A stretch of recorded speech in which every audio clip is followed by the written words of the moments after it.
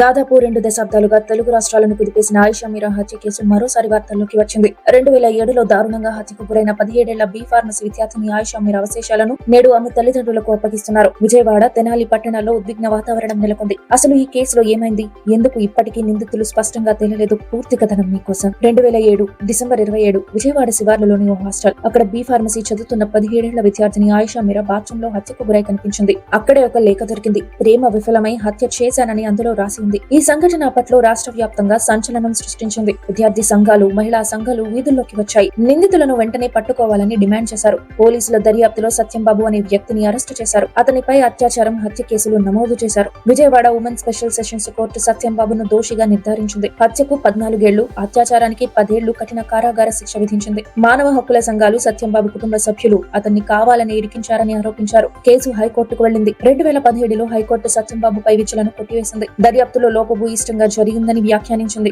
అతన్ని విడుదల చేయడమే కాకుండా 1 లక్ష రూపాయల పరిహారం కూడా మంజూరు చేసింది. ఇంకా ఆశ్చర్యకరమైన విషయం ఏమిటంటే ఆయిషా మీరా తల్లిదండ్రులు కూడా సత్యంబాబు తమ కుమార్తెను హత్య చేయలేదని వాదించారు. 2018 నవంబర్ 29న కేసును సిబిఐకి అప్పగించారు. మళ్లీ మొదటి నుంచి దర్యాప్తు ప్రారంభమైంది. తర్వాత ప్రత్యేక దర్యాప్తు బృందం కొన్ని కీలక విషయాలను బయటపెట్టింది. ఆయిషా మీరా అత్యాచారం, హత్యకు గురైందని, శరీరంపై పదునైన ఆయుధంతో గాయాలు, పంటి గుర్తులు ఉన్నట్లు గుర్తించారు. ఈ కేసులో మొదటి నుంచి ఆరోపణలు ఎదుర్కొంటున్న ఒక రాజకీయ కుటుంబ వారసుడిని కూడా విచారించారు. అయితే అసలు నిందితులు ఎవరో ఇప్పటికీ స్పష్టంగా తేలలేదు. ఇప్పటి వరకు ఫోరెన్సిక్ ఆధారాల కోసం భద్రపరిచిన ఆయిషా మీరా అవశేషాలను తమకు అప్పగించాలని ఆమె తల్లిదండ్రులు కోర్టును ఆశ్రయించారు. కోర్టు ఆదేశాల మేరకు నేడు విజయవాడలో అవశేషాలను వారికి అత్తచేస్తున్నారు. తర్వాత ఆమె స్వస్థలం తెనాలిలో సంప్రదాయ పద్ధతుల్లో అంత్యక్రియలు నిర్వహించనున్నారు. విజయవాడ కోర్టు నుంచి డాక్టర్ బిఆర్ అంబేద్కర్ భారీ విగ్రహం వరకు ర్యాలీ నిర్వహించాలని న్యాయవాదులు పిలుపునిచ్చారు. ఆ తర్వాత చలో తెనాలి కార్యక్రమం ద్వారా తల్లిదండ్రులతో కలిసి వెళ్లాలని నిర్ణయించారు. దీంతో పోలీసులు భారీ బందోబస్తు ఏర్పాటు చేశారు. విజయవాడ, తెనాలి పట్టణాల్లో అప్రమత్తత పెంచారు. మా కుమార్తెకు ఇప్పటికైనా న్యాయం జరగాలని ఆయిషా తల్లి సంషాద్ బేగం, తండ్రి ఇక్బాల్ బాషా ఆవేదతున్నారు. దాదాపు 20 ఏళ్లుగా న్యాయ పోరాటం కొనసాగుతూనే ఉంది. కానీ పూర్తి సత్యం ఇంకా వెలుగులోకి రాలేదు. 2 తెలుగు రాష్ట్రాల్లో తీవ్ర సంచలనం సృష్టించిన ఆయిషా మీరా కేసు ఇప్పటికీ మిస్టరీగానే మిగిలిపోయింది. నేడు జరుగుతున్న